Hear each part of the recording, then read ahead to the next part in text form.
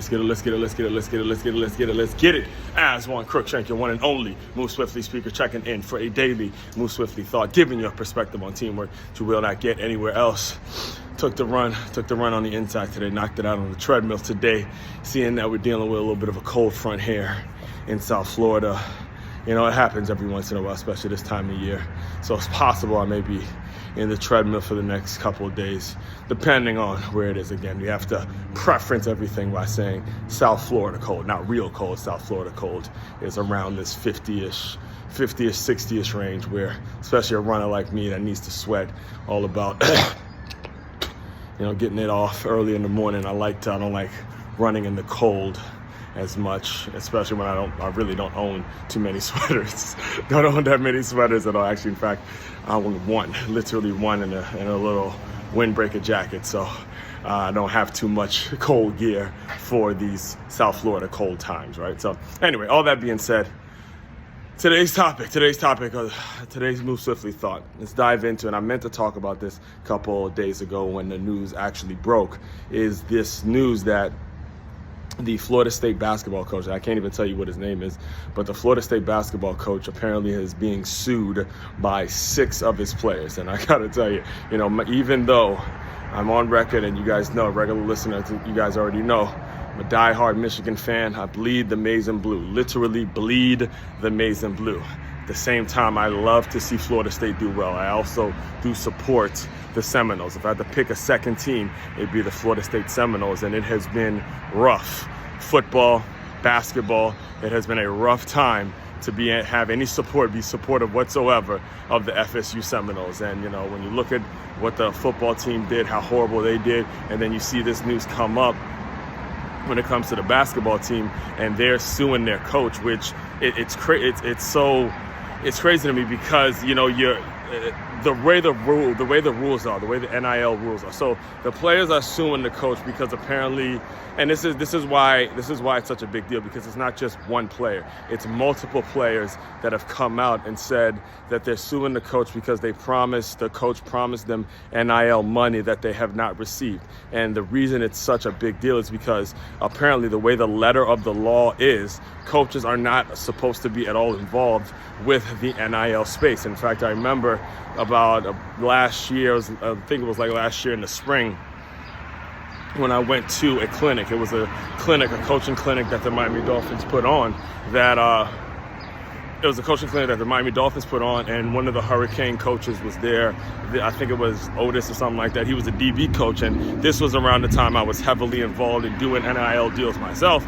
And the coach told me, he goes, look, we're not allowed to even talk about that. We're not allowed to even be involved at all when it comes to NIL. We can't even be a part of that conversation. And he looked at me with kind of a wink, like, obviously everybody ain't following the rules. But at the same time, I'm bringing all this to your attention because it re-emphasizes the point that I've made on multiple occasions, which is you gotta hire yourself a coach. You gotta hire yourself a coach.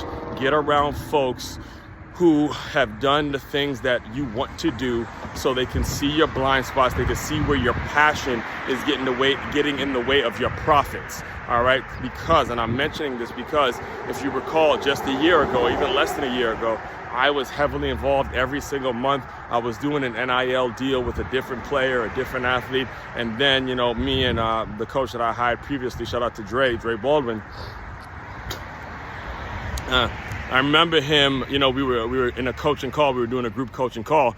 And I remember him explaining to me, or kind of just posing the question, look, as flimsy as this NIL stuff is right now, as on the lack of grounding, the lack of footing that NIL actually has, it's going to do more harm to your business when you start presenting this offer, you're presenting this idea to people, and that be the lead into something bigger. Because the way I worked it was, again, if you read the latest book I put out, Transferring D1, you will see where the way I do my NIL deals is the players maybe get a little bit of upfront money for a parent's fee for a podcast or something like that, but the big money comes when I write an article about them on my Medium account, and depending on how much traffic that Medium account makes, that's where the earnings come in. And it just depends on, again, there's still NIL deals that are ongoing because they're lifetime deals. As long as the article is producing and making money, then hey, they have their opportunity. So it creates a revenue stream for them for life because, you know, when you write something, it's valuable, there's value to it, right? So that was the way I was doing it. However, when it comes to just the promoting and having that thing be the thing that leads into a bigger picture, it's a problem because of how much bad press it gets. I wouldn't have recognized that had I not hired a coach. So I'm bringing all this to your attention because as much as NIL and how it is to work with college athletes, especially when it comes to the business I'm in, as much as it may make sense on paper, it's also important that you understand the overall landscape of things so you don't fall into the same problems that other people are falling into. And just for the record, again, I'll close you out with this, is just I don't know the details behind what the deal was when it comes to the Florida State basketball coach and the players. That's between them and the players. Nobody, unless you're them, nobody actually knows the details. However, at the same time, it's important that you understand that it affects me because there was a time where I was doing NIL deals, and because of the issues that it's presenting, it's something that you got to take away. And these are the decisions that you as a business owner, you have to make on a day-to-day basis. That's your job. That's the work that you have to do because you're responsible. You're going to be responsible for bringing in the profits, and you're going to be responsible for putting your company in the best situation to succeed, okay? All that being said, main website to check out to dive deeper into all my work is makeyourmove.com. That's MakeYamove.com. One-stop shop for your teamwork and your self-development needs as one Crookshank, your one and only Move Swiftly speaker. Checking out. You guys continue to move swiftly. We will talk more soon.